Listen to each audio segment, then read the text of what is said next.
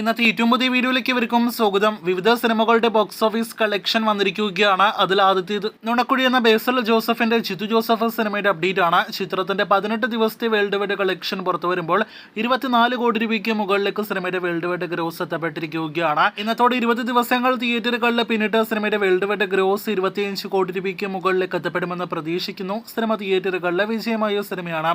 നുണക്കുഴിയോടൊപ്പം clash release അടുത്തി നുണക്കുഴിയേക്കാൾ വമ്പൻ collection നേടിയെടുത്ത സിനിമയാണല്ലോ വാഴ. ലോ ബഡ്ജറ്റ് സിനിമയുടെ തിയേറ്ററുകളിലേക്ക് എത്തിയ സിനിമയുടെ വേൾഡ് വൈഡ് ഗ്രോസ് ഇന്നത്തോടെ 38 കോടിയിലേക്ക് എത്തപ്പെട്ടിരിക്കുകയാണ്. അടുത്ത ദിവസങ്ങളിൽ 40 കോടി കടക്കുമെന്ന് പ്രതീക്ഷിക്കുന്ന വാഴ എന്ന സിനിമ 50 കോടി ഫൈനൽ വേൾഡ് വൈഡ് കളക്ഷൻ നേടിയെടുക്കുമോ എന്ന് ചോദിച്ചാൽ അതിന് സാധ്യത വളരെ കുറവാണ് എന്നാണ് പ്രേക്ഷകർ അറിയിക്കാനായിട്ടുള്ളത്.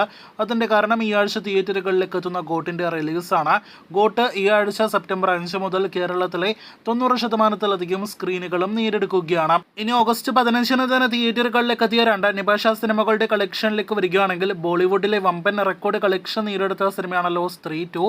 അങ്ങനെ സിനിമയുടെ ഇന്ത്യൻ നെറ്റ് കളക്ഷൻ 500 കോടി രൂപയ്ക്ക് മുകളിലേക്കും വേൾഡ് വൈഡ് ഗ്രോസ് 700 കോടി രൂപയ്ക്ക് മുകളിലേക്കും എത്തപ്പെട്ടിരിക്കുകയാണ്. ഫൈനൽ കളക്ഷൻ 800 കോടി കടക്കുമെന്ന് പ്രതീക്ഷിക്കുന്ന 60 കോടി ബഡ്ജറ്റുള്ള സ്ത്രീ 2 വലിയ വിജയം നേടിയെടുത്തിരിക്കുകയാണ്. കാത്തിരിക്കൂ കൂടുതൽ ബോക്സ് ഓഫീസ് റിപ്പോർട്ടുകൾക്ക്.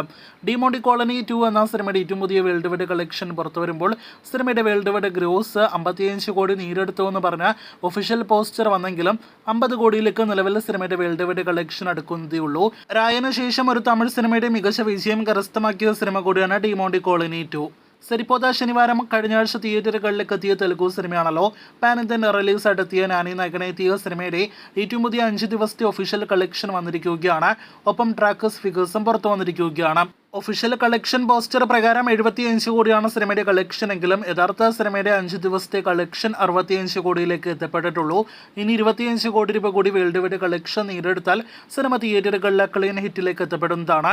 കാത്തിരിക്കൂ സരിപ്പോത ശനിവാരം എന്ന സിനിമയുടെ ഫൈനൽ വരെയുള്ള ബോക്സ് ഓഫീസ് റിപ്പോർട്ടുകൾക്ക്.